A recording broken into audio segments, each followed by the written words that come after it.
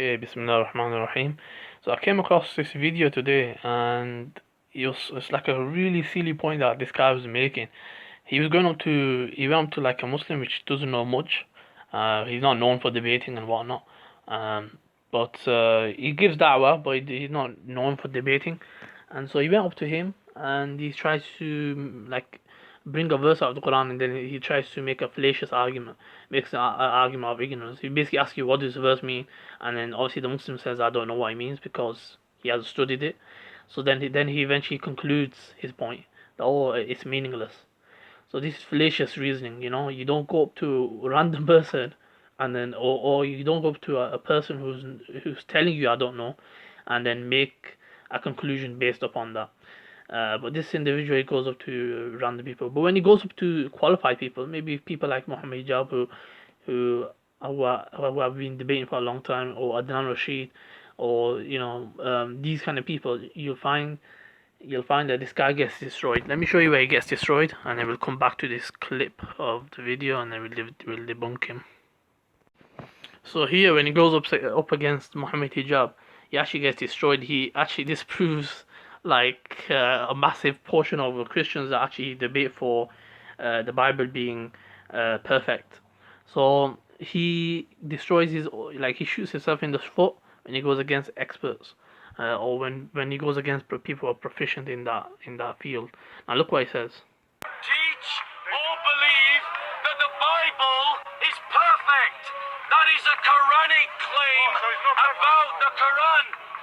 So you have to judge the Quran by what the Quran says, and the Bible by what the Bible says. So the Bible says it is here to teach you about who God is and how to live. It doesn't claim to be perfect like the Quran. So as you guys heard there, the Bible doesn't claim to be perfect. So he just shot himself in the foot. Why would we follow a book that's not perfect? Why would we follow a book with errors? And he just admitted to everyone in a debate against Muhammad Hijab that the Bible is corrupt. Why would any rational individual would follow a book, and the preacher himself is telling you that the Bible is with errors, it's not preserved, or it's not perfect. Sorry, his words were he's not perfect. Anything that's not perfect, why would we follow a perfect book? It doesn't make any sense. So that's a clear point. So my point here is that when he goes against experts, he gets destroyed. If he took this to Muhammad Hijab, the verse that I was talking about, that Allah is the light of the heaven and earth, he will get completely destroyed. But he didn't take it to the people who are experts, or maybe they weren't there that day. But still, he could have gone to people who know a lot about their religion, and not to people who are not they're not learned in that area. So let's go listen to his claims and we'll debunk it. Okay, let's get started. So anywhere where it's not relevant information, I'll skip it a bit forward, like 10 seconds forward, so we can go through the video. To communicate a truth. So I'm asking you, what truth about Allah's light is communicated by comparing it to an olive?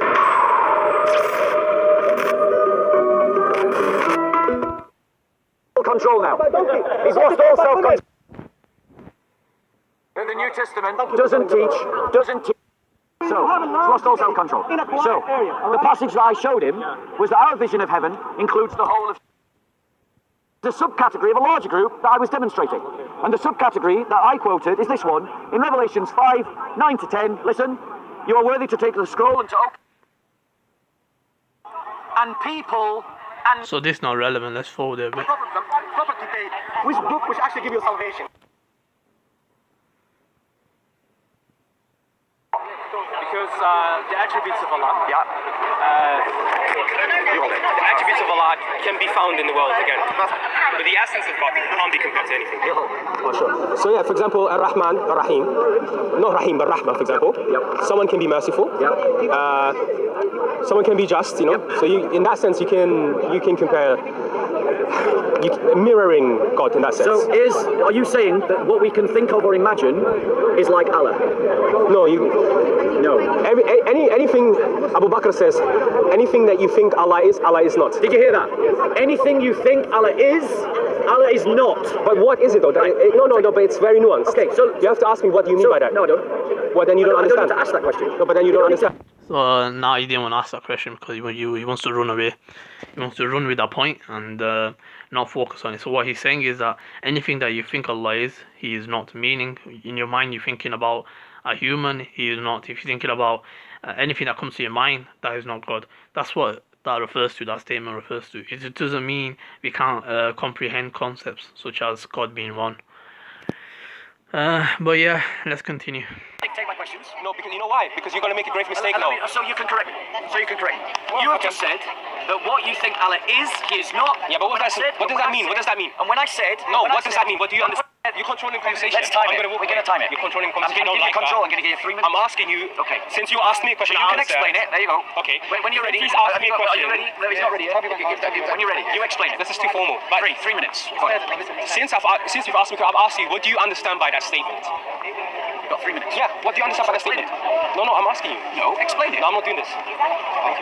You're not controlling the conversation here, my bro. We're having a normal conversation. I told you before, I like talking to you, but when we do this theatre, I don't like this theatre. We can have a normal conversation, man to man, trying to determine the truth. We don't have to do this theatre thing. So when you said Yeah. that Allah can't be compared to anything in His creation, and Abu Bakr said, anything you think Allah is, Allah isn't. So I want you to answer me this question. In the Quran, it says, Allah is the light of the heavens and the earth. The parable of His light, as it were, is as if there were a niche, and within it a lamp, and the lamp enclosed in glass, and the glass, as it were, a brilliant star. What does the word glass and star mean in that verse? You'd have to look to, I don't know. Okay, so the brother didn't know what the glass and star means, which is understandable. Obviously, when you look at the outer of the verse, you might understand. Okay, what was it? It requires a reflection. The Quran is of reflection, right? So when you reflect upon it, you gain meaning, you gain depth. If you look at different verses, you gain depth of meaning. So let's go to the explanation. Before we do, let's just continue slightly and see what it says. We'd have to look. I'm gonna have to read the Tafsir. I know of the verse, but I can't explain to you. Can you pull the Tafsir up? Does anyone have the internet on my phone? Okay, so... Okay, we're gonna go to Tafsir and let's see the explanation. Okay, so this is Ma'arif al-Quran, the Tafsir Ma'arif al-Quran by Mufti Shafi. Here you'll find the meaning of Nur. So firstly, let's discuss what is Nur, because what he does is later on in the video he tries to conflate by saying, oh, are you Salafi or are you Ashari? They both will take it differently. He tries to conflate these kind of things. However, there's consensus on this matter when Nur is used with Allah. So first let's look at what Nur actually means. Imam Ghazali mentions that Nur is that something which is bright and manifest on its own and makes other things bright and evident. Then let's see. I'll show you the consensus. It says hence it is evident that the word Nur cannot be used for Allah in its literal or common meaning, because He is free from body and materiality. Therefore, there is consensus among the scholars that the word for Nur for Allah Ta'ala in the verse on the reference is purported for Munawwir, meaning the one who brightens, or maybe the master of brightening is referred to here as Nur, in the same way as the possessor of grace is sometimes called grace. So there's a consensus on this matter, as you can see here. So meaning of the verse is that Allah bestows Nur to earth and the heaven and to everything living there, and Nur is purported to be the Nur of righteousness, so light of righteousness. Ibn Kathir has reported the explanation put forward by Ibn Abbas, who was a companion of the Prophet, where he says that Allah is the guide of all living in the heavens and the earth. So Allah is the guide. That's what it means by Allah is the light of the heavens and the earth. And then it continues. It talks about the example of His light is of a niche in which there's a lamp. This is a nice example of Allah Ta'ala Nur of guidance which penetrates into the heart of the believer. Ibn Jarir has reported his explanation put forward by Sayyidina Ubay bin Ka'b, where it says it means that this is an example of the believer in whose heart Allah Ta'ala has laid down the Nur of faith and of the Quran. In this verse, Allah Ta'ala has mentioned His own Nur. He mentioned His own Nur and then the Nur of the believer's heart, and the following example is for the one who believes in Him. Give me a second, let me show you something. As you guys can see here, the Nur has been used many places in the Quran, and if you look at this one, where this is used, let me show you guys. So let me try highlighting it. There, Nurun. In this verse, it says, "قَدْ جَاءَكُم مِّنَ اللَّهِ نُورٌ وَكِتَابٌ مُبِينٌ." So he said, indeed, there has come to you from Allah light and a book and a clear book. So here, light is clearly referring to guidance, and there's many verses you can find here where we'll be talking about guidance and light, where Allah makes the way clearer and where you can see. So he talks about like this is a light that is referring to. That's why many other verses talk about this. Now let's go back to the explanation. Okay, so this is Tafsir ibn Kathir, where it says the parable of his light. There are two views concerning the meaning of the pronoun his. So مثل نوره, an example of his light in the verse. There's two views. The first is that it refers to Allah, meaning that the parable of his guidance in the heart of the believer is like a niche. This was a view of Ibn Abbas, who was considered a cousin of the Prophet. The second view is that the pronoun refers to the believer, which is indicated by the context of the words, and implies that the parable of the light in the heart of the believer is as a niche. So the heart of the believer and what he is naturally inclined to of guidance and what he learns of the Quran, which is in accordance with his natural inclination, as Allah says, can they who rely on a clear proof from the Lord and whom a witness from him recites, can they be equal with the disbelievers in brackets? The heart of a believer is in its purity and clarity is like likened to a lamp. So it refers to the heart of the believer in transparent and jewel like glass. And the Quran and Sharia by which he is guided are likened to good, pure, shining oil in which there is no impurity or deviation, as if there were a niche. Ibn Abbas, Mujahid, Muhammad bin Ka'b, and others said this refers to the position of the a wick in the lamp. This is well known, and hence Allah then says, this is a flame that burns brightly, or it was said that the niche is a niche in the house. This is a parable given by Allah of obedience towards Him. Allah calls obedience to Him as light, then He calls it by other numerous names as well. Ubay bin Ka'b said the lamp is the light, and this refers to the Quran and the faith that is in his heart. And As-Suddi said is the lamp. And then it says the lamp is in a glass, means this light is shining in a clear glass. And then it continues. Let's see.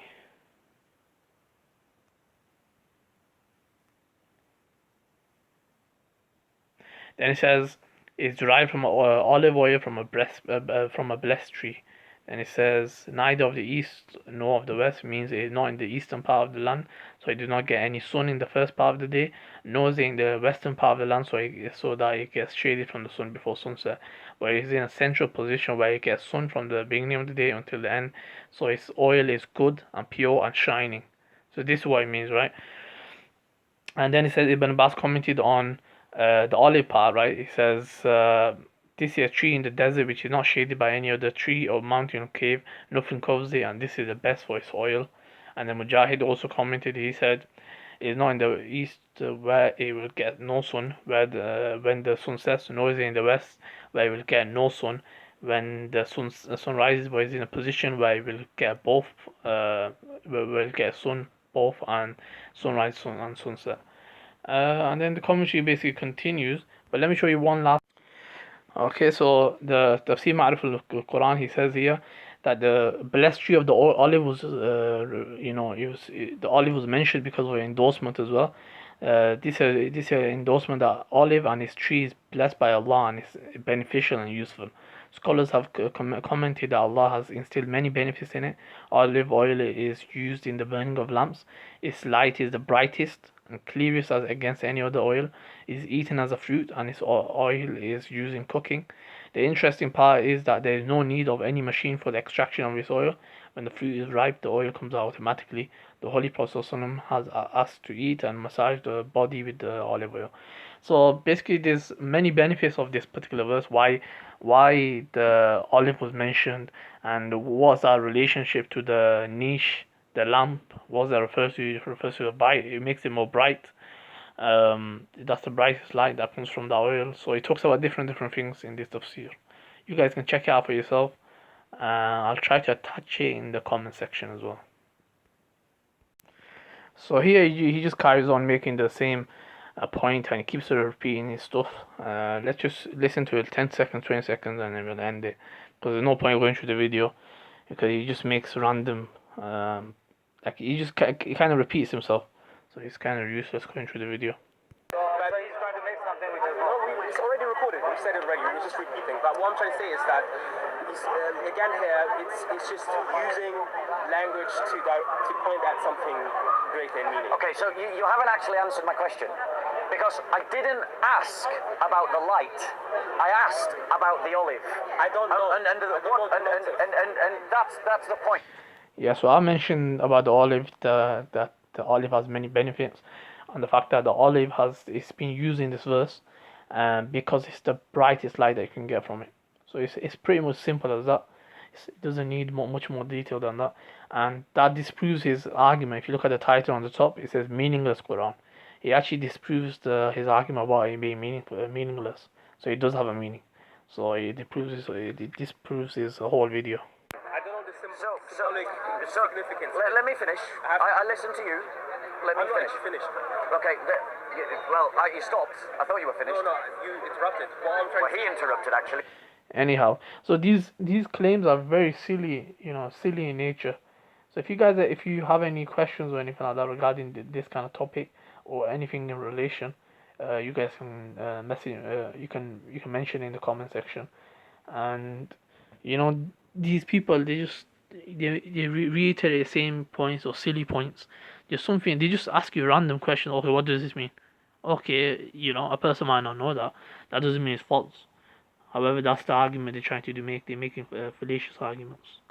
Okay, let's end it here.